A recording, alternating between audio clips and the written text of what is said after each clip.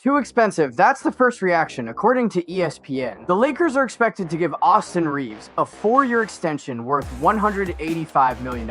That is a massive number for Reaves. It is basically a max deal. For the Lakers, it is a gamble. So now everybody is asking the same thing. Why did the Lakers pay him this much? Does this affect LeBron's future? Is Reaves really worth it? And did the Lakers just create a bigger problem for themselves down the road? Let's talk about it, because this move looks crazy at first, but once you break it down, it starts to make sense. At least in the short term. First, here's the most important point. The Lakers had to re-sign Austin Reaves, not because they had no standards, not because they are desperate, but because of bird rights. Reaves' bird rights cap hold is only around $20 million.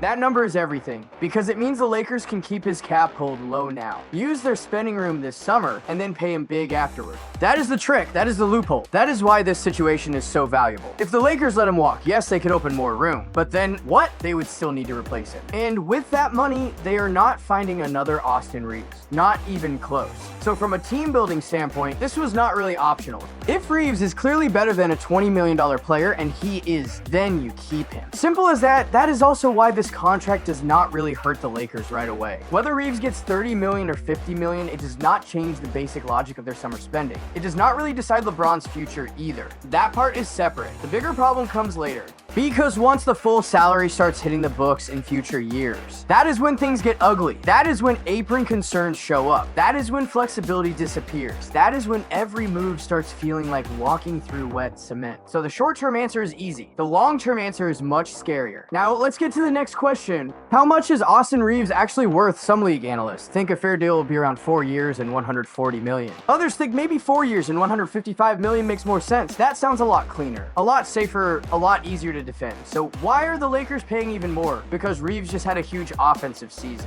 In the regular season, he was excellent. Next to Luka, he averaged over 23 points, nearly 5 rebounds, more than 5 assists, and did it with elite efficiency. That matters a lot because Reaves is no longer just some nice role player. He's become a real offensive engine. He can handle the ball, he can score at all 3 levels. He can pass, he can run pick and roll, he can play on the ball, he can play off the ball. And most importantly, he fits next to stars. That is a big deal. A player who can create for himself and still work next to a ball-dominant superstar is incredibly valuable. Then there is his foul drawing. This is one of Reaves' biggest weapons. He is one of the best guards in the league at creating free throws, not just because he is crafty, but because he is sneaky. He changes pace beautifully. He manipulates defenders, he baits contact. He sells fouls, he gets guys off balance. And once a defender leans the wrong way, Reaves punishes it instantly. He is smart, he is technical, he is annoying, and that is exactly why he is effective. He is also a strong off-ball shooter. He has been over 40% on catch-and-shoot threes for a long time. So even when he is not running the offense, he still bends the defense. That makes him a very clean fit as a second option, and when the star sits, he can take over more. That is a rare skill set. So yes, the regular season case for Reaves is strong, but the playoffs are where people get nervous. That is where the conversation changes. Before this year, a lot of people looked at his playoff scoring and said, that is not enough. This year gave us more detail. In the early playoff games, he was fine, not amazing, not terrible. But the real test came against Oklahoma City. That is the kind of defense that can expose guards. In the first game, Reaves struggled badly. He looked trapped, crowded, uncomfortable. The efficiency was ugly. The shot making was ugly.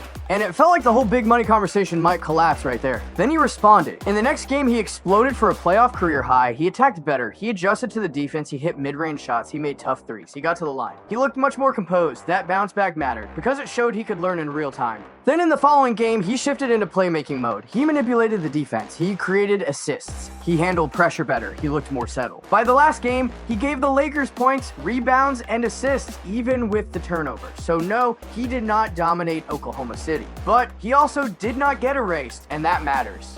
Against one of the best defenses in basketball, he found ways to stay productive. To me, that raised his value. It showed that his offense is real. Against bad defenses, he can destroy teams. We saw that when he dropped 51 points against Sacramento. But even against elite defenses, he can still run offense and keep the machine moving. That is not fake production. That is real skill. Now here comes the problem. As his offense has gotten better, his defense has gotten worse. That is the trade-off. Reaves is becoming the classic modern offensive guard. Very skilled, very useful, very dangerous with the ball. But absolutely someone teams will hunt on defense, and that is where the Lakers' problem begins. because the Lakers are not built to protect him. Luka has defensive issues too. The center spot is unclear. LeBron is older, Rui may or may not return. And even if he does, he is not fixing everything. Marcus Smart is one of the few names who could help defensively, but even that is uncertain. So if your backcourt has 2 targets, then the rest of the lineup has to be filled with defenders. Real defenders, not fake, plays hard defenders. Actual stoppers, otherwise the math does not work. That is why this contract is dangerous.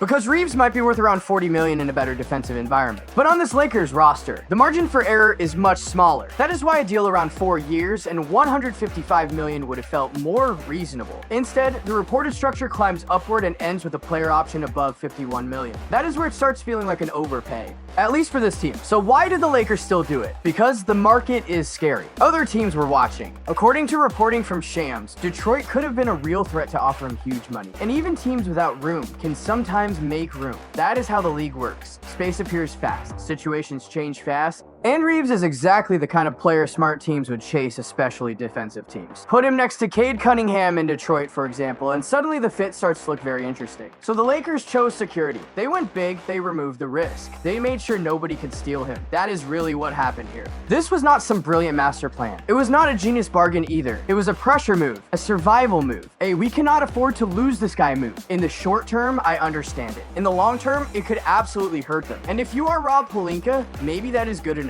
Because general managers do not always get to think 5 years ahead. Sometimes they only need to survive the next season, and keeping Reaves helps with that. Losing him would have made the team worse immediately. So what happens now? The Lakers basically have 2 options. One, they use their room, try to keep LeBron and Rui, and then squeeze the rest of the roster together however they can. But if LeBron takes around 30 million and Rui gets around 20 million, that room disappears very quickly. Then keeping other useful players becomes a lot harder. The second option is going over the cap and trying to keep more of the roster with bird rights. But then the total payroll gets ugly. And once that happens, all the restrictions start kicking in. Either way, it is not pretty. And here's the brutal part. Even if the Lakers somehow keep most of the same core, that team still got wiped out by Oklahoma City. So after all the moves, after all the money, after all the cap tricks, they still may not even be as good as the teams ahead of them. Oklahoma City is better. San Antonio looks stronger. And both teams still have room to improve. That is the scary truth.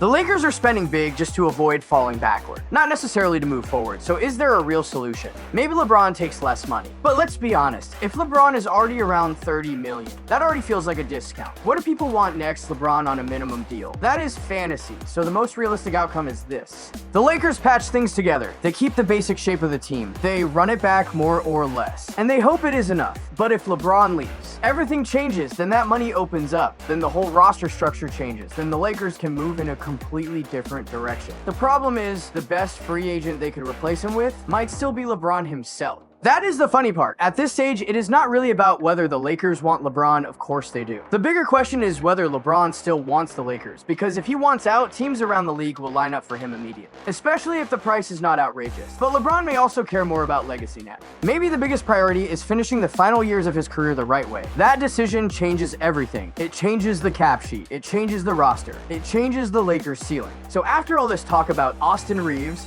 bird rights, cap holds, contracts, and value, the Lakers still end up in the same place. Their future still comes down to LeBron. Thank you.